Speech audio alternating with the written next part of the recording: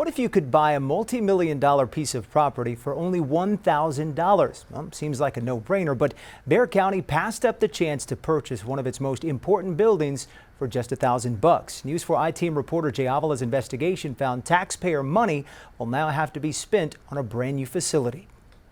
The Bexar County Medical Examiner's Office and the crime lab are located in this building.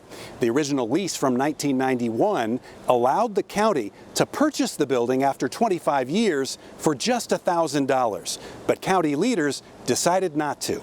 The arrangement has been a good deal for the county so far. UT Health Science Center, which owns the property, has allowed the morgue and crime lab to operate here rent-free. The county only had to pay a $75,000 initial payment back in 1991 and then pay for maintenance. But the lease we obtained through an open records request shows the county could have owned the building outright for $1,000 after the 25-year period expired in 2016. Instead, the county chose to stay in the building without a new lease until February of this year, when a new agreement was signed by County Judge Peter Sakai, which no longer contains a purchase option. It just fell through the cracks. It almost seems ludicrous. Ann Englert with the Bexar County Taxpayers Association says despite the free rent, owning a valuable piece of real estate in the medical center area would have been better for taxpayers.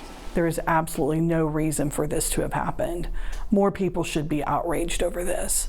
It's difficult to come up with an exact value for the forensic science building because it sits in the middle of the UT Health Science Center.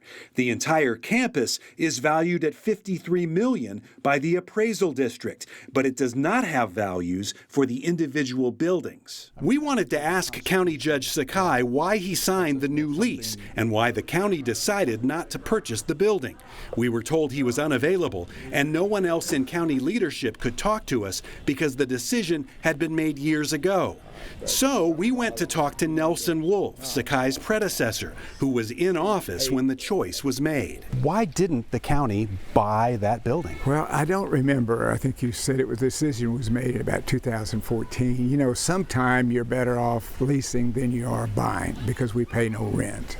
Wolf says the morgue and the crime lab had outgrown the building. However, the county is currently spending more than $10 million on a new home for the crime lab, and the medical examiner's office will soon have the entire building to itself. But couldn't you have sold the building and made a lot of money? You might could have, but here's the problem with that.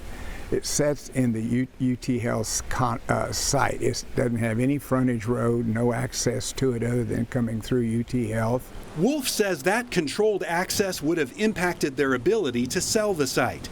Under the new lease, the county has up to 10 years to purchase a new home for the medical examiner's office, since it opted not to pay the $1,000.